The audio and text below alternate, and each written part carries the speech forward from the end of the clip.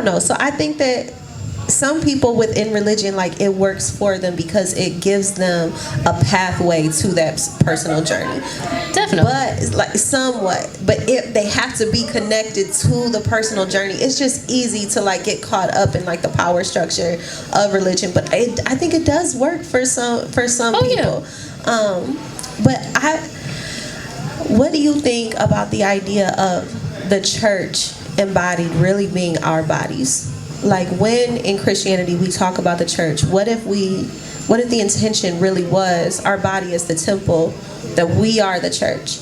Because when I'm doing work in trauma, it's all about connecting your brain back to your body, right? So when we experience trauma, we dissociate from our body.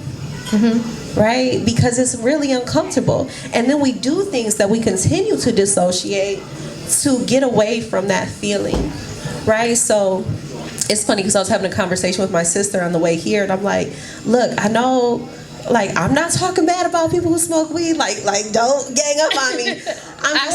I'm just saying that it's cool, but I'm like, sis, do you have a time where you can tell me what it actually feels like inside of your body? And are you comfortable there?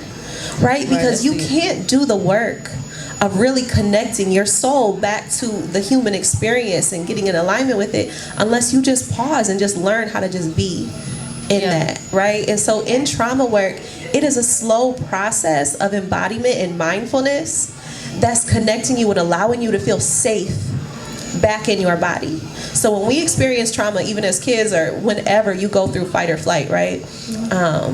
Here's the threat that's in front of me, and then my brain is either going to tell me to run away, or I need to like beat somebody's ass, or like whatever I need to do, right? Right. The issue is that when we live in traumatic situations, like if we stayed in that, or we're like in an abusive situation, or people are always yelling, right? We never come back to homeostasis. We never come back to a sense of like, I'm safe again. My body is always in fight or flight.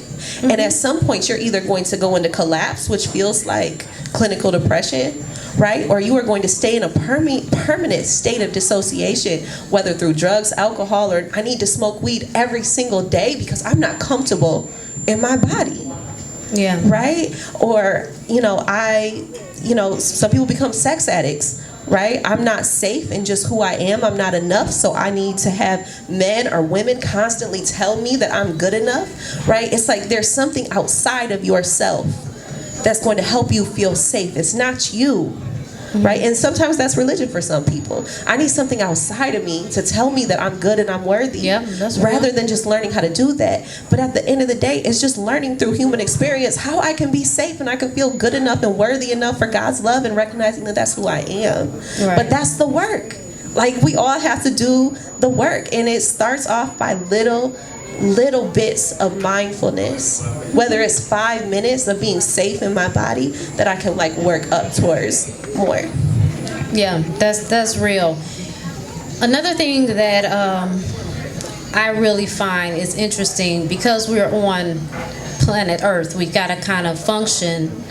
You gotta have balance. So you gotta have one foot in the spiritual and one foot in reality. Some people go on the clouds a little bit, and it's all right. It's all right. I mean, I have to tell myself, I'm like Candy and like a lot of other people here, I pull tarot cards from time to time, and I always get the same card.